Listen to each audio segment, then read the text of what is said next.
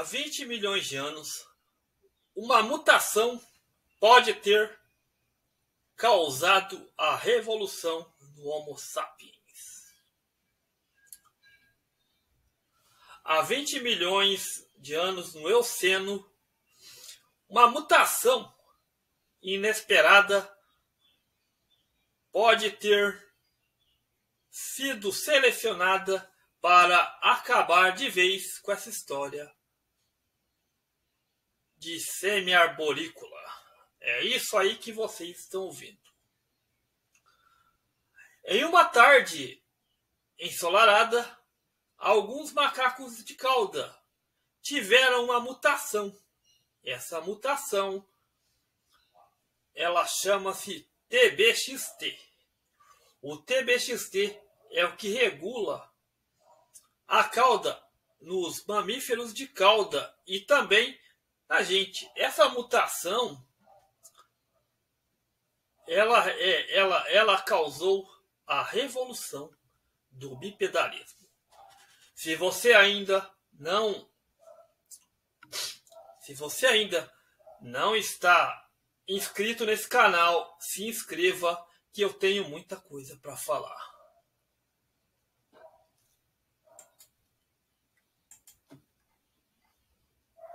Mudança no código genético pode explicar como os ancestrais humanos perderam a cauda. Os seres humanos tiveram não só uma vez, mas duas vezes cauda. A primeira vez, quando éramos tetrápodes. Mas, nesse caso, vamos ter que voltar ao Eoceno. Uma mudança genética em nossos ancestrais pode explicar parcialmente por que humanos não têm cauda, segundo um novo estudo liderado por pesquisadores do New Crossman School of Medicine, publicado em 28 de fevereiro com a matéria de capa da revista Nature. O trabalho comparou o DNA de macacos sem cauda e humanos com os macacos com cauda.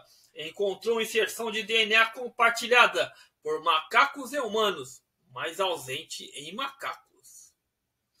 Quando a equipe projetou uma série de ratos para examinar essa inserção num gene chamado TBXT, afetava as suas caudas, encontraram uma variedade de efeitos nas caudas, incluindo alguns ratos nasceram sem cauda. Nosso estudo começa a explicar como a evolução removeu nossas caudas, uma questão que intriga desde que era jovem. Mais de 100 genes foram ligados por trabalhos anteriores ao desenvolvimento de cauda. Várias espécies de vertebrados e os autores do estudo levantaram a hipótese que a perda da cauda ocorreu através da alteração de DNA, mutações de um ou de mais deles. Notavelmente, os autores do estudo, o novo estudo, descobriu diferenças nas caudas. Não vieram de mutações de TBXT, mas sim da inserção de um fragmento de DNA chamado ALU-Y no código regulador de gene nos ancestrais dos humanos. A nova descoberta decorre do processo a qual instruções genéticas são convertidas em proteínas e moléculas que constituem as estruturas sinais do corpo. O DNA é lido e convertido em material relacionado ao RNA, finalmente em RNA mensageiro maduro, mRNA, que produz proteínas, em uma etapa fundamental que produz o mRNA, o RNA maduro, em seções espaçadoras, que é a mesma que se usa em método de CRISPR. Chamados introns são cortados o código, mas antes disso orientam a postura implicit apenas nas seções do DNA, chamadas exons, que codificam as instruções finais. Além disso, os genomas dos animais vertebrados evoluíram para apresentar splicing alternativo, ao qual o gene pode codificar mais de uma proteína, omitindo ou adicionando sequências de exons, além de splicing. O genoma humano tornou-se ainda mais complexo ao evoluir e incluir incontáveis interruptores, parte mal compreendida da matéria escura que ativa genes em diferentes níveis e diferentes tipos de células.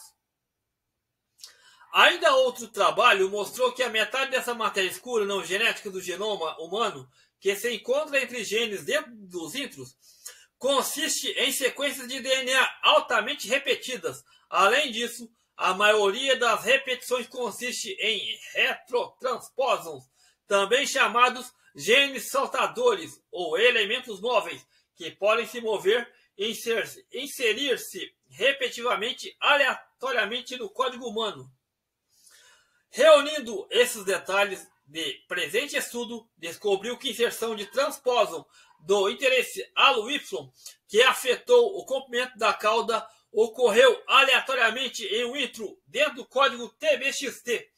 Embora não tenha alterado a parte da codificação, a inserção do intron, como mostrou a equipe, influenciou o split alternativo, algo nunca visto antes para resultar uma variedade de comprimentos de cauda.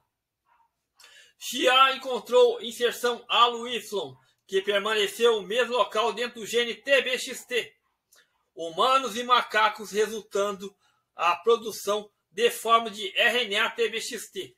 Um deles, teorizam, contribui diretamente para a perda da cauda.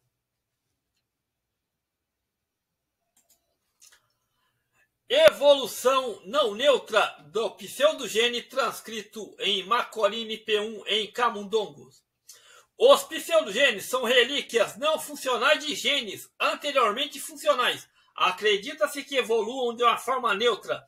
E alguns pseudogenes, no entanto, os padrões evolutivos moleculares são atípicos de sequência de evolução neutra, exibindo conservação de sequência através do uso de códons e outras características associadas a genes funcionais.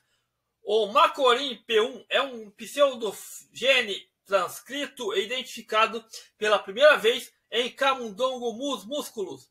Transcrito em macorin P1 pode regular a estabilidade do transcrito do seu gene funcional macorin 1, específico da meia-vida do mRNA de macorin 1, aumenta significativamente a presença de transcrito de macorin P1, a deleção direcionada de macorin P1. O que eu estou falando é que um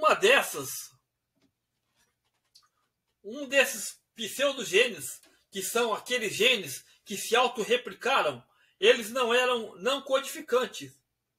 E a maioria das criaturas tiveram na sua rótula a ruptura da rótula neural. Se você observar na sua coluna vertebral, você tem o cóccix que eu mostrei ontem. E vou colocar aqui novamente para vocês verem sobre o que eu estou falando. Isso tudo é uma resposta ao chamado bipedalismo. Quando o bipedalismo se inseriu, as criaturas começaram a passar mudanças por causa da seleção natural. Muitas cresceram e não poderiam mais ficar em árvores. O homem passou a ter funcionalidade nas mãos.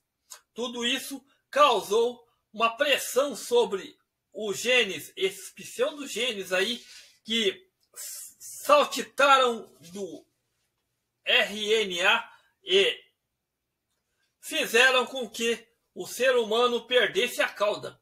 O ALO-Y é um pseudogene que causa uma cópia e faz com que as caudas dos ratos, uma cauda dos ratos diminuam ou até contrair. Fizeram o teste em ratos e muitos deles, quando mexeu nesse gene, as caudas atrofiaram. Anteriormente, alguns fetos de ratos morreram, porque a causa da rótula neural pode ser fatal. Mas quando ela não é fatal, como foi quando aconteceu com a gente e com os grandes macacos e os macacos do passado, lembrando, isso aconteceu no Eoceno há pelo menos 20 milhões de anos. Galera, se você gosta do meu canal, curta, compartilhe, nos deixa seu like. Valeu, galera! E é um videozinho rápido de 10 minutos para explicar sobre por que perdemos a cauda. Agora você já sabe que o halo Y atuou no gene TBXT, fazendo com que os pseudogenes começassem a se comportar de maneira espaçamento, causando a ruptura da rótula neural, e essa rótula neural não matou o bicho e ele perdeu a cauda. Se você gosta do meu conteúdo, curta, compartilhe-nos e se você quiser, deixa seu like, um pix e também compartilha para a gente poder ter várias oportunidades de aprender ciência. Aqui você aprende, aqui você estuda. Valeu, galera, muito obrigado a todos.